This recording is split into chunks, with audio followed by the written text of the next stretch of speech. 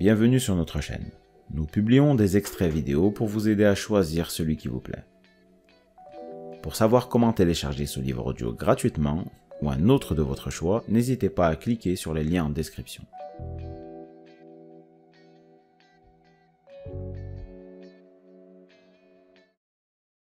Il y a bien des années que je pense à Thomas. Mais c'est à la lumière de ces réflexions que je l'ai vu clairement pour la première fois. Je l'ai vu, debout à une fenêtre de son appartement, les yeux fixés de l'autre côté de la cour sur le mur de l'immeuble d'en face, et il ne savait pas ce qu'il devait faire. Il avait fait connaissance avec Teresa environ 3 semaines plus tôt dans une petite ville de Bohême. Ils avaient passé 1 heure à peine ensemble. Elle l'avait accompagné à la gare, et elle avait attendu avec lui jusqu'au moment où il était monté dans le train. Une dizaine de jours plus tard, elle vint le voir à Prague. Ils firent l'amour le jour même. Dans la nuit, elle eut un accès de fièvre et elle passa chez lui toute une semaine avec la grippe. Il éprouva alors un inexplicable amour pour cette fille qui lui était presque inconnue. Il lui semblait que c'était un enfant qu'on avait déposé dans une corbeille enduite de pois et lâché sur les eaux d'un fleuve pour qu'il le recueille sur la berge de son lit. Elle resta chez lui 1 semaine, puis une fois rétablie, elle retourna dans la ville où elle habitait, à 200 kilomètres de Prague. Et c'est ici que se situe le moment dont je viens de parler et où je vois la clé de la vie de Thomas. Il est debout à la fenêtre, les yeux fixés de l'autre côté de la cour, sur le mur de l'immeuble d'en face, et il réfléchit. Faut-il lui proposer de venir s'installer à Prague? Cette responsabilité l'effraie. Qu'il l'invite chez lui maintenant, elle viendra le rejoindre pour lui offrir toute sa vie. Ou bien faut-il renoncer? Dans ce cas, Teresa restera serveuse de brasserie dans un trou de province et il ne la reverra jamais. Veut-il qu'elle le rejoigne, oui ou non? Il regarde dans la cour, les yeux fixés sur le mur d'en face, et cherche une réponse. Il revient, encore et toujours, à l'image de cette femme couchée sur son divan.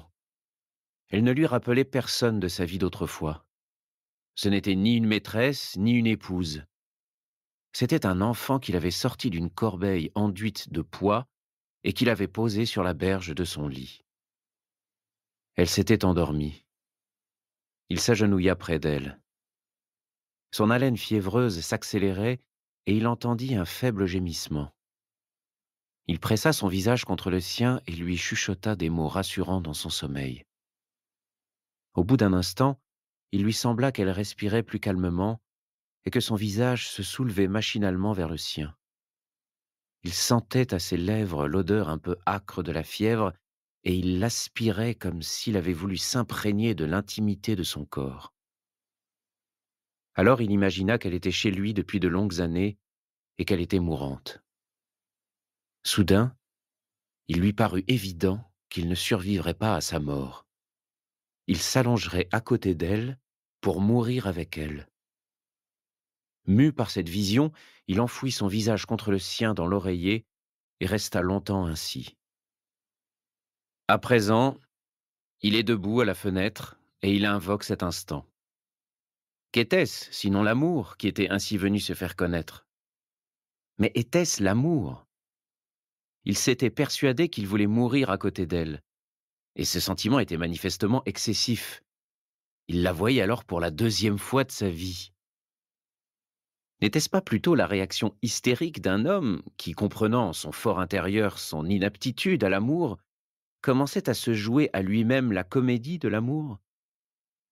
En même temps, son subconscient était si lâche qu'il choisissait pour sa comédie cette pauvre serveuse de province qui n'avait pratiquement aucune chance d'entrer dans sa vie.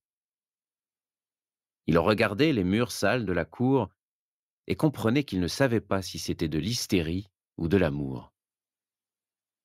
Et dans cette situation où un homme vrai aurait pu immédiatement agir, il se reprochait d'hésiter et de priver ainsi le plus bel instant de sa vie. Il est à genoux au chevet de la jeune femme, persuadé de ne pouvoir survivre à sa mort, de toute signification. Il s'accablait de reproches, Mais il finit par se dire que c'était au fond bien normal qu'il ne sût pas ce qu'il voulait. L'homme ne peut jamais savoir ce qu'il faut vouloir, car il n'a qu'une vie, et il ne peut ni la comparer à des vies antérieures, ni la rectifier dans des vies ultérieures. Vaut-il mieux être avec Teresa ou rester seul? Il n'existe aucun moyen de vérifier quelle décision est la bonne, car il n'existe aucune comparaison. Tout est vécu tout de suite, pour la première fois, et sans préparation.